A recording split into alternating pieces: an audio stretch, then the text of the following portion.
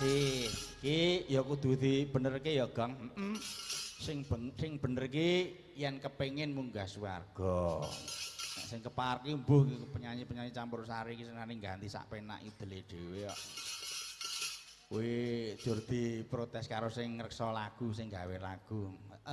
Bapak ngendika nek mayang anu jahat diomongi. Sing ganti kepareng iki sapa kabeh diparengake ya to. Kabeh arep munggah swarga diparengake ning tumindake kudu sing becik. Mulane yen kepengin munggah swarga ya tumindak sing becik. Nah kuwi yen kepengin sing bener kuwi. Yen kepareng waduh kok ora penak dadi. Nggih, iki dienggo kanca-kanca presiden dikandhani kancane nek isih do muni kepareng. Nggih, ndak didukani sing gawe lagu. Nggih, sing ngripta. Yo, panyune apa neh pamundutane mau? Kalau saking Pak Babin. Babin. Ngersake apa? Apa suratan? Suratan. Arep dinyanyi Pak Babin dhewe apa Pak Babin no ngene munggah kene. Monggo Pak Babin. Mriki. Monggo Pak Babin. Boten kersa pinara mriki. Pun lake mawon. Pak Babin mangsa wer. Wer. Ya, saking Swarawati sinten sing kepareng Bendaulat? Sing cilik. Iki. Yang kecil. Anggit isa iki. Lagune apa? Ya sing saged sapa? Sing saged. Nah, kudune nyawer Pak Babin iki. Ayo sindene sapa? Perwakilan Pak Babin. Niki sing Jepang niki. Nah, ini. Oh berdua. Ya berdua karo Siska. Ya. Sing Jepang karo Spanyol iki.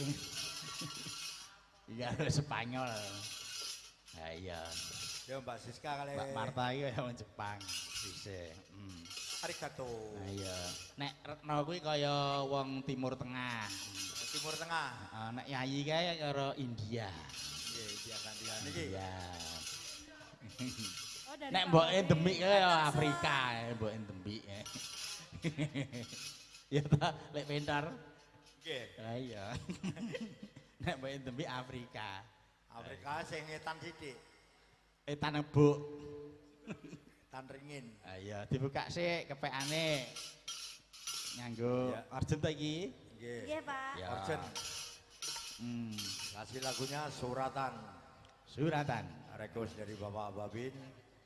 Semoga siap selalu mengemban tugas. Yo, diaturke Mas. Yo, suratan.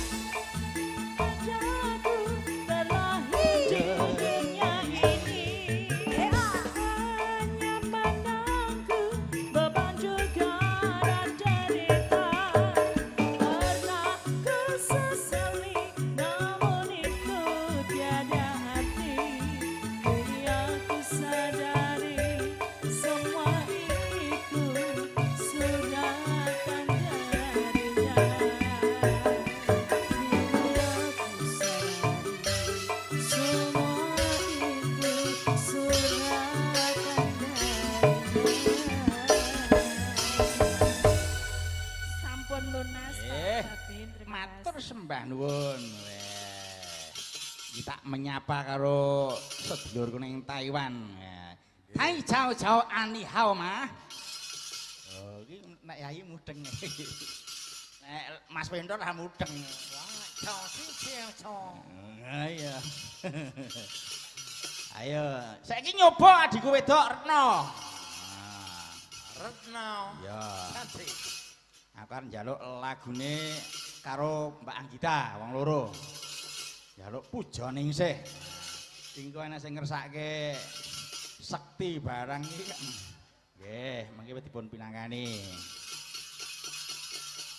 Ayo, kaya ngopo Adhiku Retno? Nggih, Retno. Saka sono 3. Saiki nang isi iki ora nang SMKI meneh iki. Wis kuliah. Pun kuliah Semester pira? Bu? Dalam Semester pira? 18. semester kalih. Oh, semester loro. Ah, iya. Semester loro iki sregep-sregepe mangkat kuliah. Engko nek wis semester Nggih, 4, sregep pol. nah kuwi lagi letoy. Meteng. Nah. Piye? Sregep. Sregep. Pak. Iya. Lampah terus. Pujane sih ya. Nggih. Ya. Menika konjuk datang para kadang-kadang sedulur kula wonten ing Purbayan menika ing Tasewungon. Dikancani sedulur-sedulur Purbayan. Iya. Iya sedulure dhewe, Truk. Iya, tangga. Yo, monggo, kaya ngapa pujane sih, dados.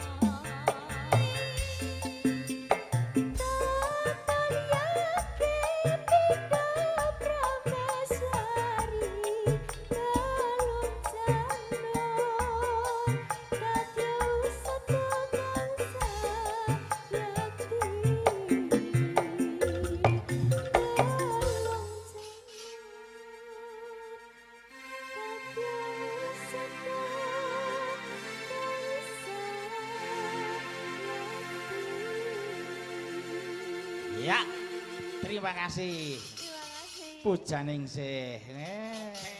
Lagune lagi ngetren. Wah, sakniki lagu kangge cah nom-noman kathah kok. Wo, komplit. Urung apal metu anyar meneh. Metu anyar neh. Lah iya, urung apal metu anyar meneh.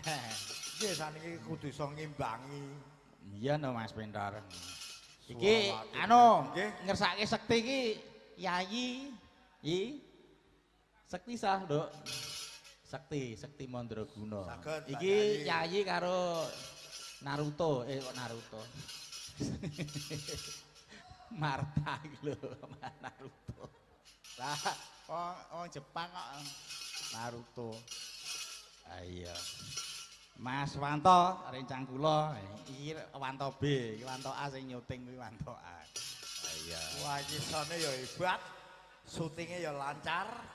Ngandani kok. Pol iki. Kuwi ya nyuting ya nukan, Lah nggih. ya latihan dalang. Apa-apa diayahi. Lah nggih. Nah, iya. Komplit. Ayo, Terima Sekti. kasih lagunya Sekti. Piye ya, Mas? Oke, tak kasih murah. Nggih. Mugi-mugi mboten banjir bandang tenan nggih niki. Iya no. Apa? Mugi-mugi mboten banjir bandang tenan niki. Ora no. Ora banjir. Soalnya lagune nantang kok. Oh, banjir sanggon ae. Ayo. Lagu kok. Lagune piye? Lagune piye? Sanggon nang kalen. Ombak gede. Ayo dados. Piye? Bahaya ini. Iya. Wes. Ora gur mate kon lagu. Sir kuwi tak anu garingan sik ngono lho. Iya. Coba garingan ora Oh. kudu to. Piye? Ra wonten to? Heeh. Rale. Ombak gede. Rap. Ombak gede. Ombak gede tak seberangi banjir bandang tak tatake penting aku kowe iso dadi siji Nyanyi. Gunung cukup tak Nyanyi biang gini lah. ngopi sekarang geni tak ngelangi apa maneh mong lawan bojomu kuwi mesti tahan kati. Iya luar biasa. Tandangan ayi, sapa? Yayi, Bojone wong. tandangan ayi. Yo. Lah Gilempon kok, Pak. Maturan nyanyi Indra. Wis mbok Masuk. tandangi. Yo. Bojone Malah sapa bingung, sing sepi. tandangi? Sembogo laras. iya Mas. Yo Mas, bebas.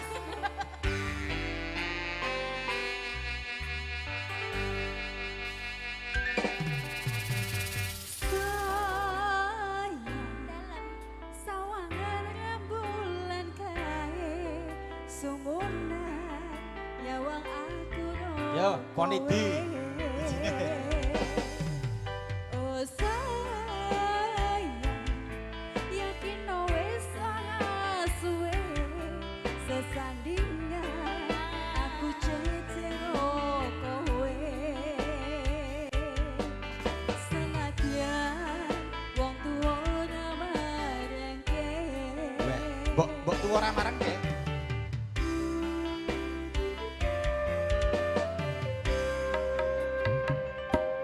ombak gede tak seberangi banjir bandang tak tataki penting aku kowe iso dadi siji gunung cukup tak jangopi sekarang gini tak gelangi apa maneh melawan bojomu kuwi mesti aku wani.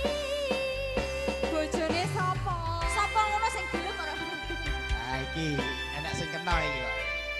Iki enek sing kena. Mbak Yai dalam ora usah nyenengi bojone wong deh. lho gendaan ora ono kok bojone wong sapa Karepmu cah?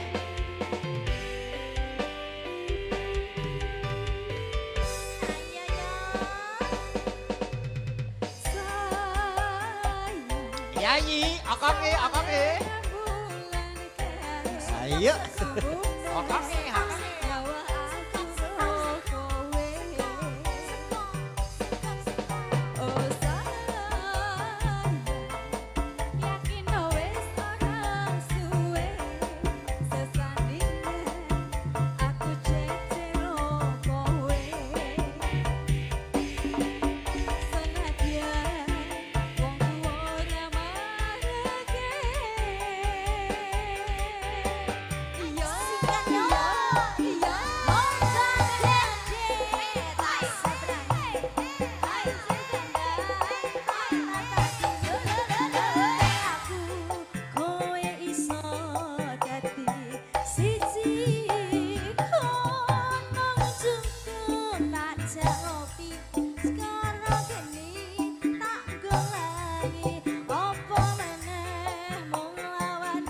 Bojomu kuwi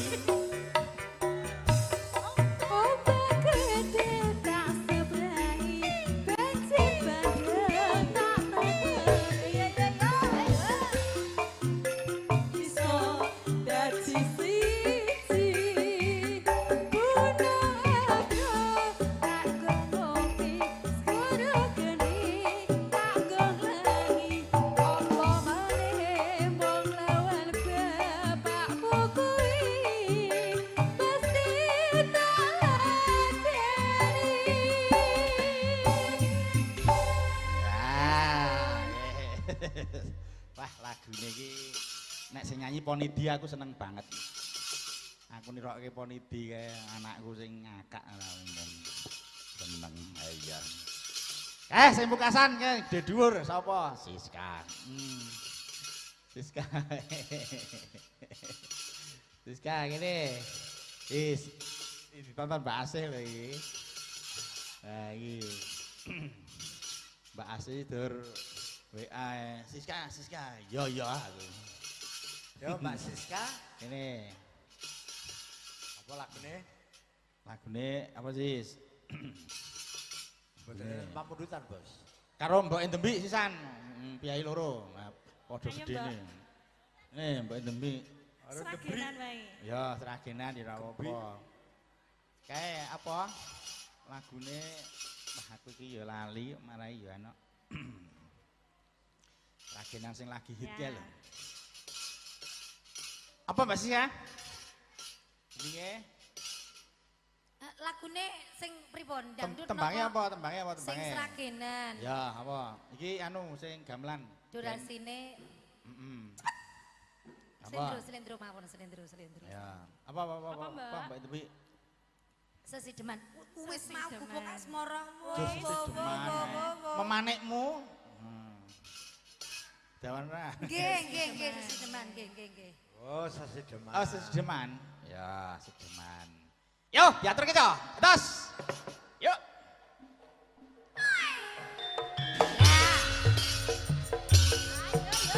Ayo, yo.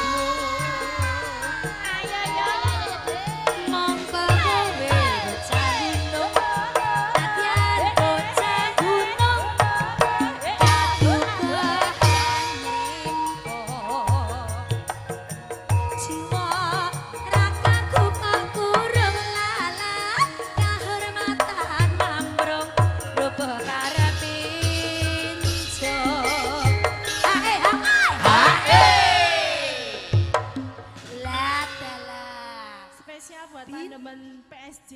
Ngaten ta? Apa kuwi? Guyupan streaming Java. Yang Yang ada di Taiwan, Mama Asih. Oh Mama Asih, terima kasih Mama Asih. Besok April ke Lampung ya Pak Dalang. Nggih. Ngaten, mugi lancar sedayanipun. Amin. Mangga. Lanjut. Yuk. Urip ono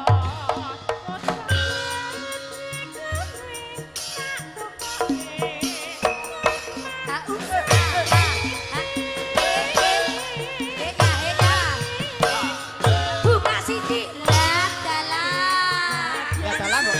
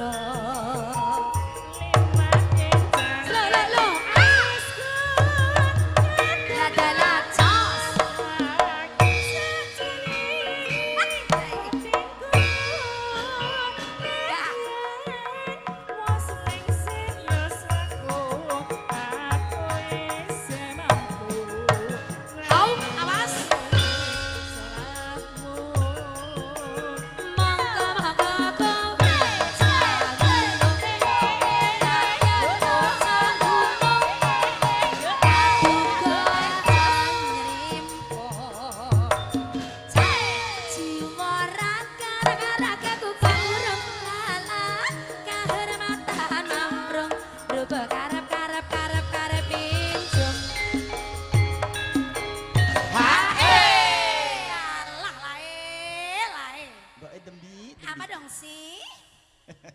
Ambo, monggo. Urip ono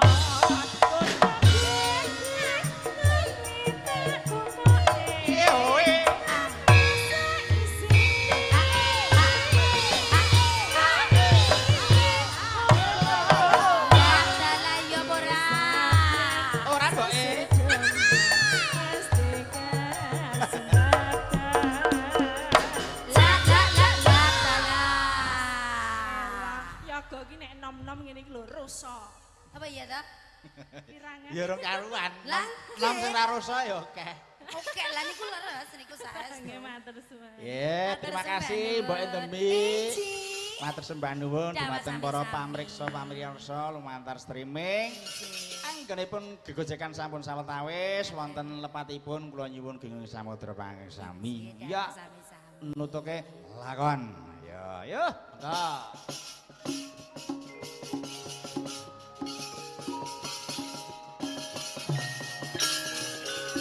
Ya, langening kalang iwan aksara bangga muntar.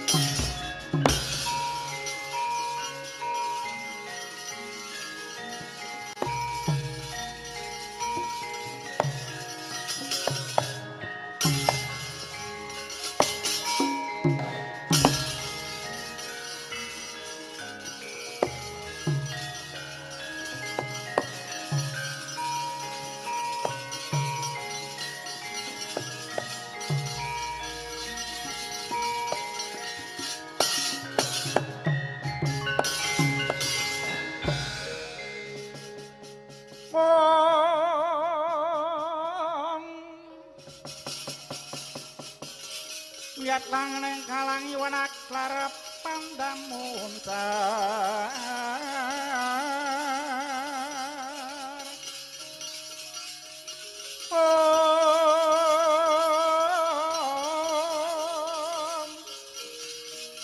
Inonir kekonang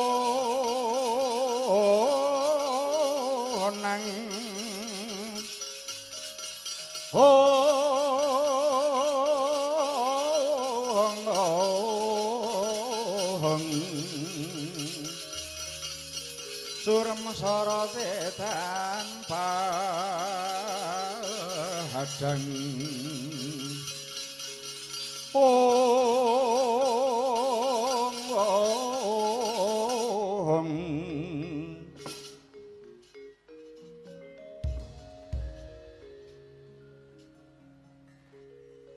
In memoriam Babe Sleng suluke ngeten ya Babe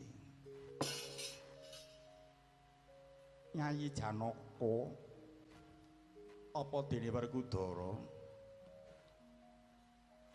wis awetara dadi penggalihanipun Kakang Pendak Pandhawa padha nglumpuk ana Praja Ngamarta lah kok ora padha katon putramu Werkudara Wah wis awetara suwe anak-anakku padha ora tilik marang bapakne anak-anak padha duwe gawean dhewe-dhewe aku dhewe ora mudeng padha lagi duwe gawe apa inggih semanten ugi kula Putra kula pun Abimanyu sawetawis wekdal boten kawis tinggal oh Prabu iya Di amangka wong tuwa kuwi bisa ayem tentrem atine menawa bisa disowani lawan anake yen inggih wah pancen anak-anakku saiki wis gedhe kabeh wis padha nyambut gawe dhewe-dhewe padha piye dhewe Handut laku ning Kurawa muni patine Sang Abimanyu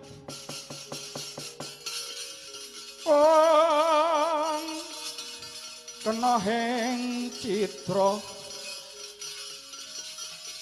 Tantya Sang Setyaki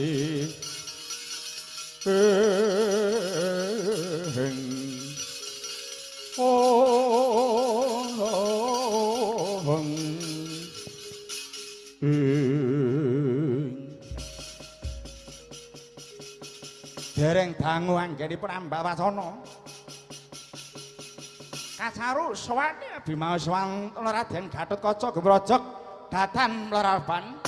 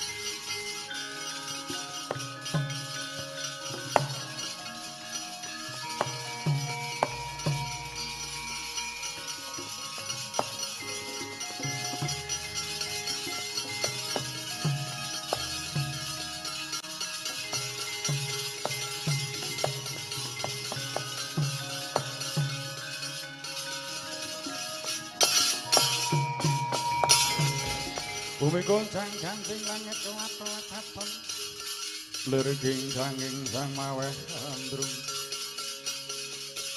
Saparang kadulu wukir mulyak mayik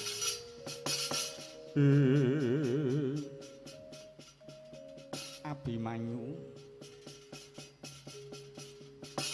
ana wigati apa dene sowan tanpa tinimbalan uga nembe wae dadi rerasan para pepundhenmu Pandhawa.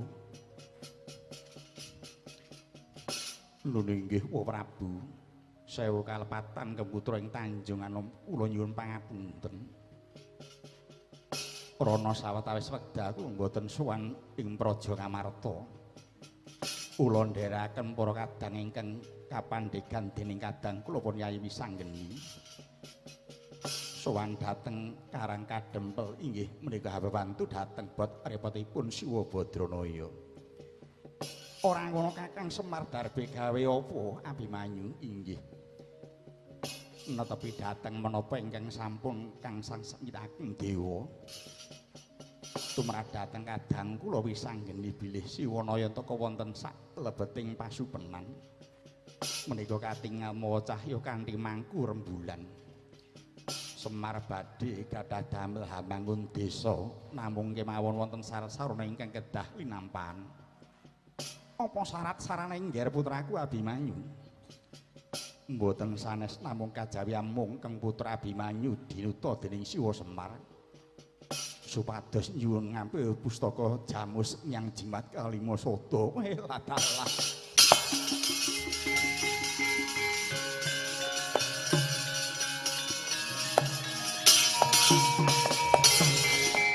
Orang ngono Abimanyu.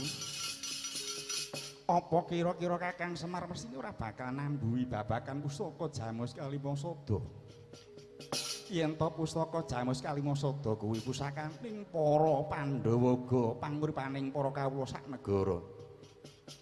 Mongko ing ngatasé Kakang Semar mung butuh kepengin bangun desa wae lah kok dadak abot temen syarat-saranane. Kudu tinenggan pustaka Jamus Kalima Sada.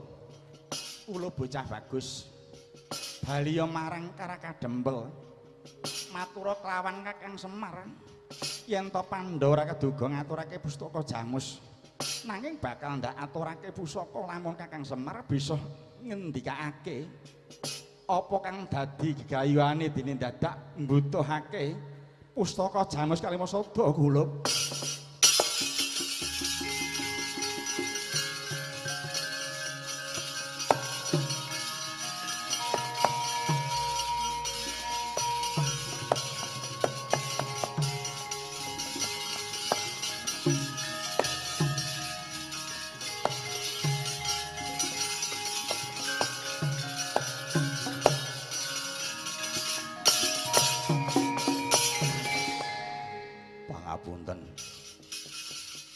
Menika paripaksa putring pringgontaning ngunjuk wonten ngarsa paduka Prabu. Kamangka kula sampun pacut prasetya dhateng Siwanayantaka. Menawi ngantos Gatotkaca mboten kedugi mboyong pustaka Jamus Kalima Sada. Samangke badhe tetel kasatyan kula. Mila saking menika kepareng mboten kepareng kula badhe nyuwun pustaka Jamus Kalima Sada. Upami dikeparengaken dinten samangke para Pandhawa mboten ngajeni keng putra dados putrane para Pandhawa menawi paduka maringaken saestu ngaturaken panuwun tanpa pewindhan wa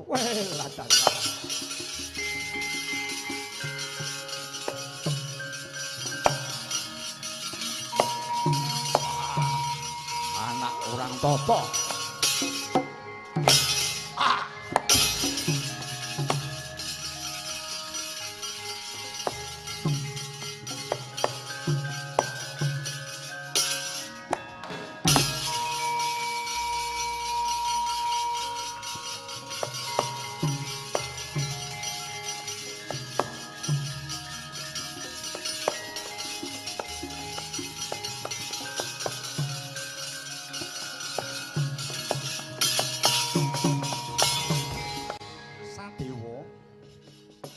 Dia Jawa dikangelan.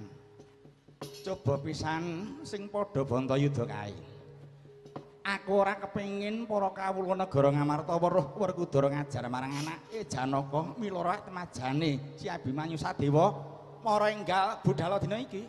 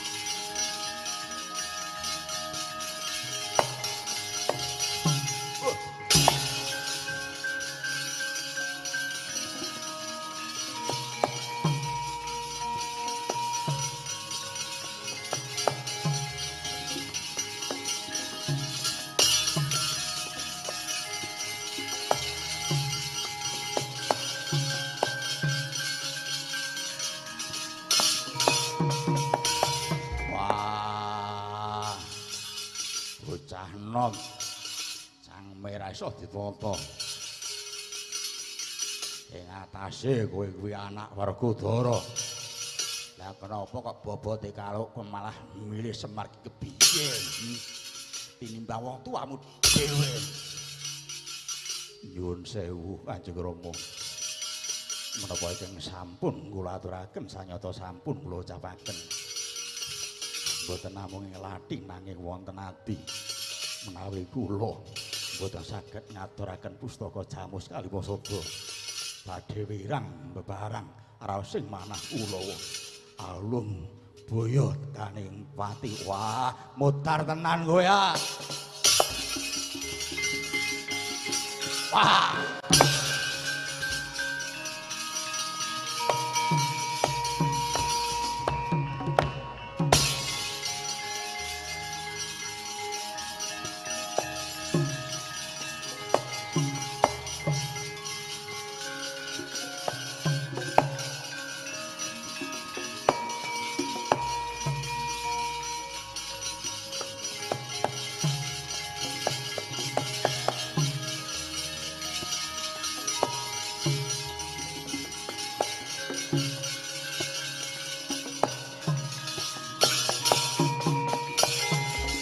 Loleng priya mangunggung kanduhan rimang helena tanpa kahanin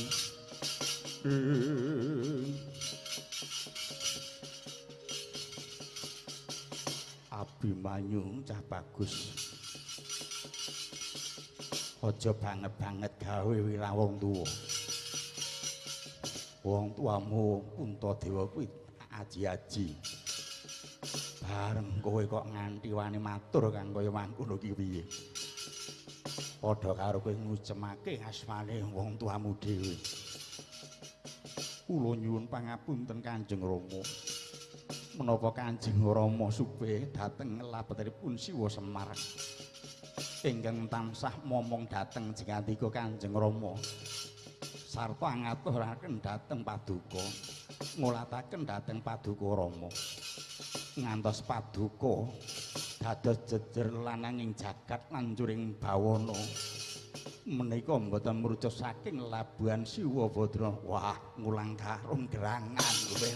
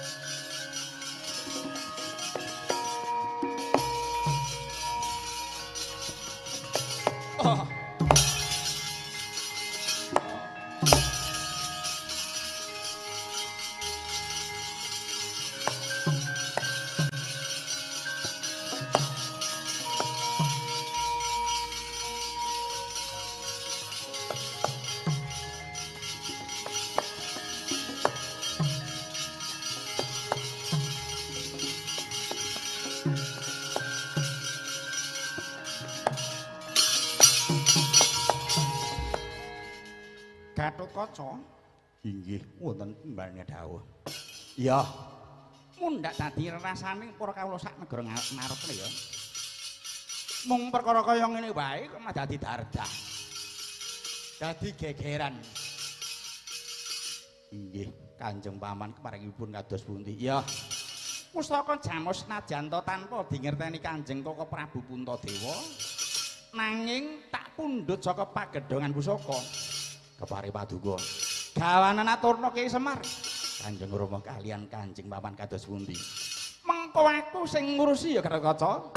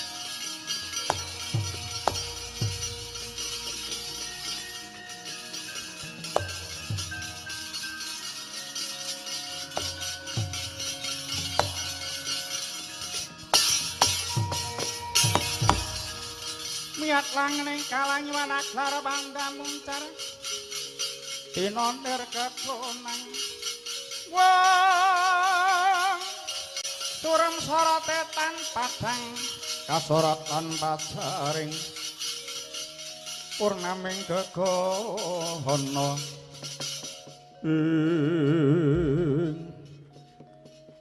Sadewa lah kok siadi mapan ana ing kene eneng apa inggih mungkin dadosna kawringan sedaya sampun dipun dawuhaken Kakang Prabu Puntadewa kula ingkang kedah ngrampungi sedaya perkawis menika wah rampung kari kepiye Pustaka Jamus kula aturaken dhateng putra Kang Mas wah ya kok malah edan iki kepiye kowe iki kowe aja ngawusi marang Werkudara menika saestu malah sak menika Gatot kalian Abimanyu sampun wangsul dhateng Karakadempel wah jelamprong ayo dioyak monggo kula dherekaken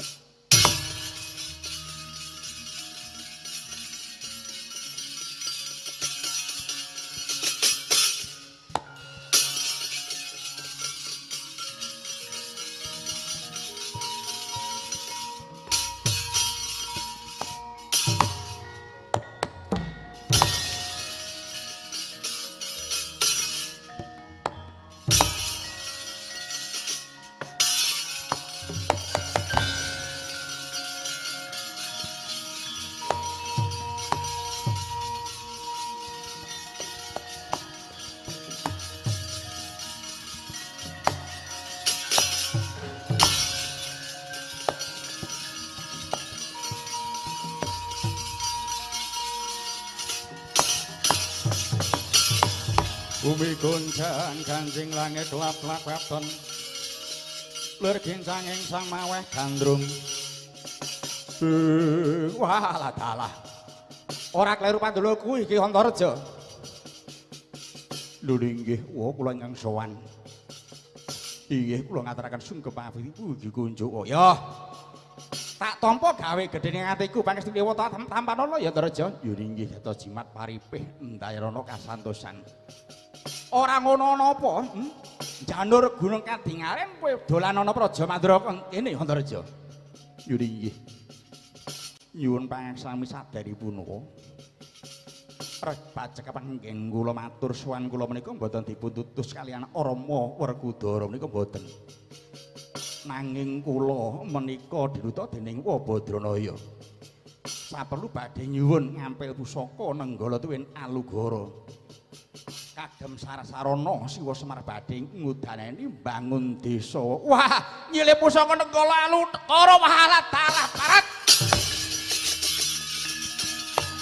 Wah, talah.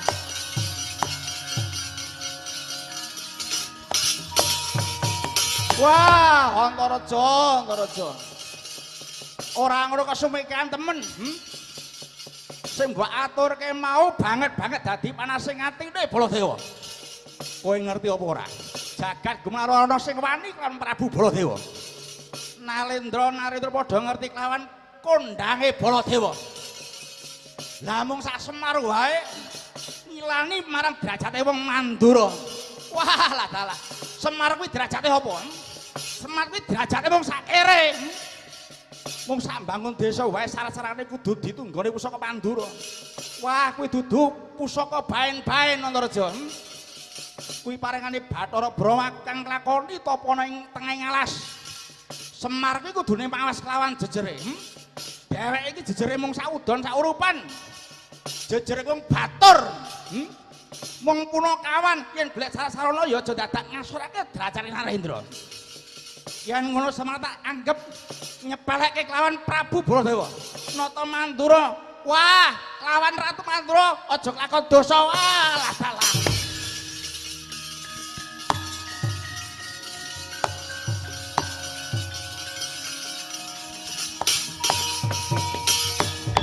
Nyuwun pangapunten. Antareja mboten badhe wangsul dhateng Karakadempel. Menawi paduka Baladewa mboten maring ngampil pusaka nenggala kaliyan Alugara. Kowe iki kok kandhane kok ora nggugung angel iki piye? Yen pancen kowe arep njajal karo Baladewa iya. Yen ngono kowe ora wedi marang apa Baladewa? Kula menika ajrih apa? Ajrih. Yen wedi bali. Bali. Kula. Ayo, kowe gelem bali ora? Kula boten wantun wangsul. Langkung ngajrih kalian Kyai Semar. Sebab Kyai Semar menika pusaka kang bisa kandha sing Hyang Manikmaya. Kula ajrih dipun sepataninga. Yen ngono kowe abot Kakang Semar timbang Baladewa. Yo nggih pangapunten paripaksa gedap. Wah, ebrek anak parat kowe. Ah. Wah. Ah. Ah. Amuk Suramoto jarwakku purwa.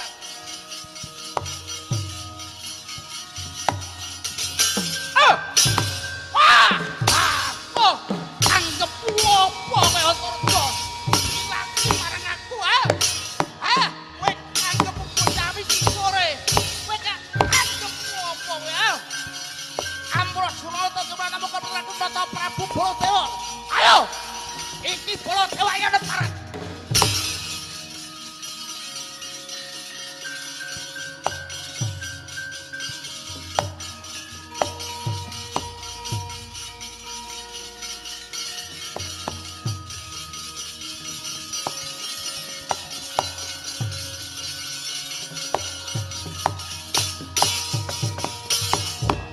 Siwa Mandura. Lah kok ya saya sepuh ora bisa meper hartaning hawa nafsu. Mula sara kelawan Antareja sak geleme dhewe. Apa dianggep aku iki kalah? Yen sampeyan ora kena dikandhani dileremake rasane. Ayo, Antareja ora bakal mundur jangkah. Wah.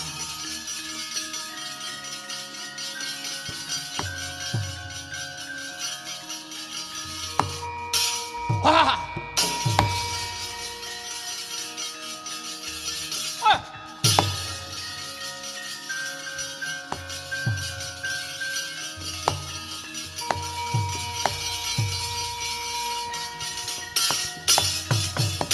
Wah, lah dalah. Lah kok malang kerek ning ngarepe wong tuwa. Wis tak antepi. Wis tak antepi Bapak Prabu. Sampeyan disuni ngampil pusaka lah kok malah duka Yasinipi.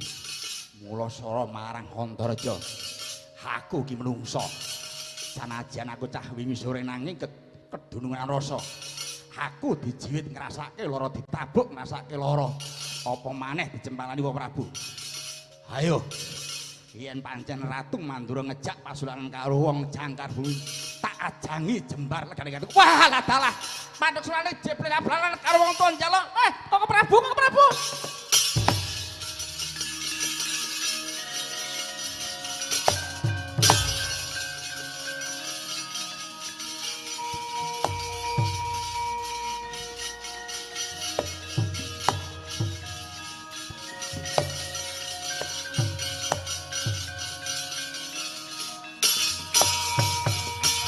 Wah, lah lho, iki Kresna iki. Inggih Koko Prabu. Wah, Antareja kuwi. Kandhanana kuwi bocah cilik kuwi. Wani nglamuruk karo wong tuwa kandhanana bocah kuwi. Antareja, nggih. Ayo, mudhun lunggahmu. Nyuwun pangapunten. Pangapunten, Po. Ora ngono kok bisa dadi wani kelawan Pakmu Mandura ki piye? Nyuwun pangapunten, Po. Kula menika namung badhe nyuwun ngampil sanjata nenggala tuwin Alugara. Kinarya sarana kinayanta kebadhe mbangun desa nanging sajakipun Siwa Mandura duka Yasinipi. Kula kala wau dipun pola gantang dipun cempalani kula dipun ajar satemah katetangi raos ing manah kula. Kok Prabu piye? Kala wau kok Prabu sampun ndhawaken asta kaliyan pun Antareja? Ya. Pancen takoni. Lah aku kemropok kok. Bola-bali dikandhani Nyai bocah iki. Terus dhewek iki nantang aku. Kowe nantang karo wongmu ya, Antareja? Inggih. Nanging kula menika kala mboten nantang. Nanging kula boten singlar saking unggah-ungguh, malah kepara Kang Baladewa menika boten saged meperhartaning nafsu kamsunipun. Wekasan kula dipun ajar. Oh Prabu, piye? Tinimbang perkawis menika mboten enggak rampung, kula ngampil pusaka jengandika menika kok Prabu. Ora ngono. Jane iki piye to? Sing nyuwun ngampil iki kowe apa Semar? Kula ugi nyuwunaken ngampil Kyai Semar. Lho. Lah kok malah dadi mangkene iki piye Yai? Kepiye? Supados kula wonten rencanipun. Lho. Kok golek kanca iki maksudmu iki piye? Maksudmu iki piye? Inggih Sekar Wijaya Mulya dipun betok Antasena. Lho. Digawa Antasena tenan digawa apa? Ngendikanipun ugi dipun utus kaliyan Kyai Semar. Sakmenika dipun tingali kemawon. Monggo, Koko Prabu. Monggo sami dipun pirsani kemawon. Lah kok pusaka padha diklumpukke ana karek dembel ki jane iki ning ngopo? Monggo samangke panjenengan kula aturi rawuh wonten karek dembel ngaturaken nenggala tuwuhing Lugara, Koko Prabu.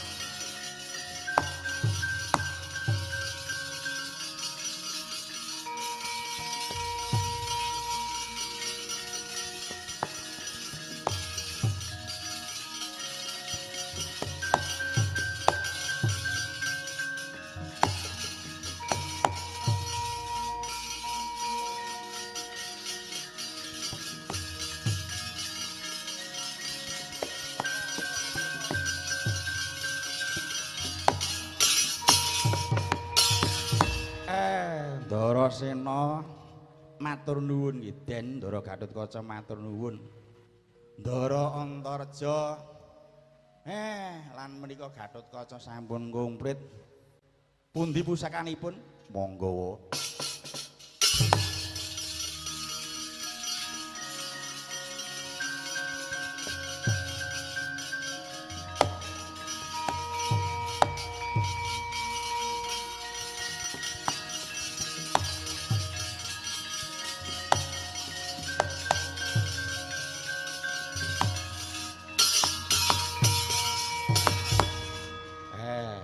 Sampun nglempak namung kirang nenggala kalian Alugara nenggala tasih menika nenggalanipun tasih dipun cepek kalian Prabu Baladewa. Kok Prabu? Nggih. Monggo dipun aturaken dhateng Kakang Semar. Ya, tak silidila.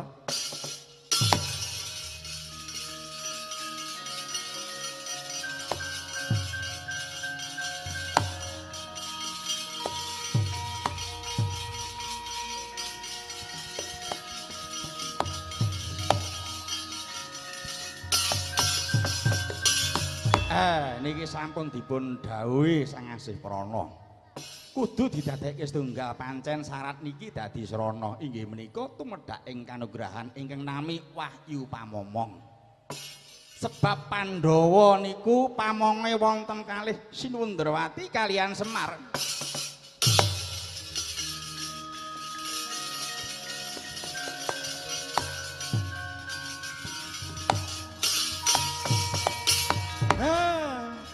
Sarana entuk Wahyu Pamomong pusaka dipun pendhet piyambak-piyambak malih. Menika syarat Ngen kula badhe mbangun desa, merga wis sinampiran dados pamongonge para kawula.